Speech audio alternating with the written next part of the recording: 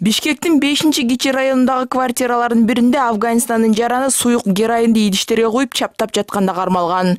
Бул Бангизаты Афганистандын Жалал-Абадынан Ходжент Бишкек аркылуу ташылып келгени аныкталган. Криминалдык топтун курамын Афганистан, Тажикстан, Кыргызстан жана Канаданын жарандары түзгөн. Алар уюштурган туруктуу канал аркылуу героиндин жаңы түрү көптөн бери эле ташылып жүргөн. Бангизаты автотранспорт каражаттары аркылуу Афганистандан Тажикстан аркылуу Бишкекке жеткирилип, бул жактан суюлтулган героин бал же ширен бөтөлкөлөрүнө коюлуп, тамак аш катары самолет менен Канаданын Торонто шаарына жөнөтүлүп турган. Был задержан гражданин Республики Афганистан.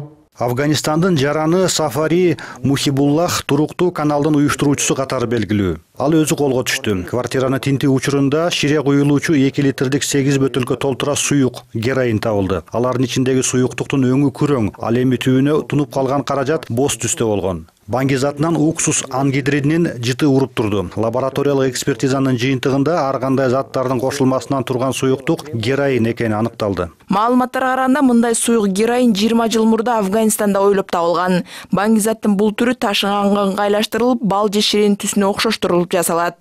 Мындай героиндин ири партиясы 2008-жылы Афганистанда кармалган. Ал эми Кыргызстанда 10 жыл мурда так ушундай суюк Бангизатын ташыгандар колго түшкөн. Андан бери мындай факты каттала элек болчу. Организатор сам наркоканалов.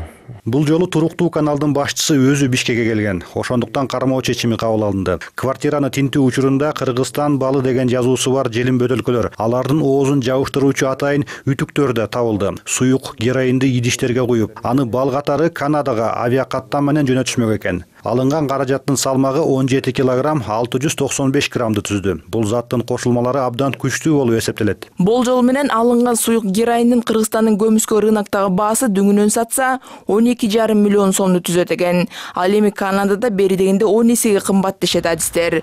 Учурда кылмышка шектүүлөр камакта. Аларга карата бир нече берене боюнча кылмыш иши козголду.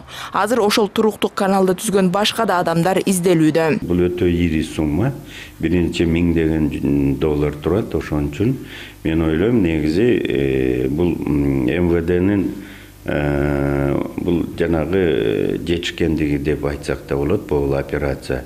Бирок дагы бир деле бир мындай ой тууп жаралып атат. Эмне үчүн ушул операциянын аягына чейин Канадага самолет барып конуп, анан Канадада ошол грузду алып, анан баягы сакталуучу жайга алып барып, анан ошол жерден тарата баштаганда, бөлө баштаганда, же жанагы кайрадан мурдагы калпына лабораториялык метод менен кайра алып келип иштетилип атканда, ошондо кармаса болмок жакшы болот эле да. Канадада бул суюк героинди кардарлары күтүп турганбы белгисиз.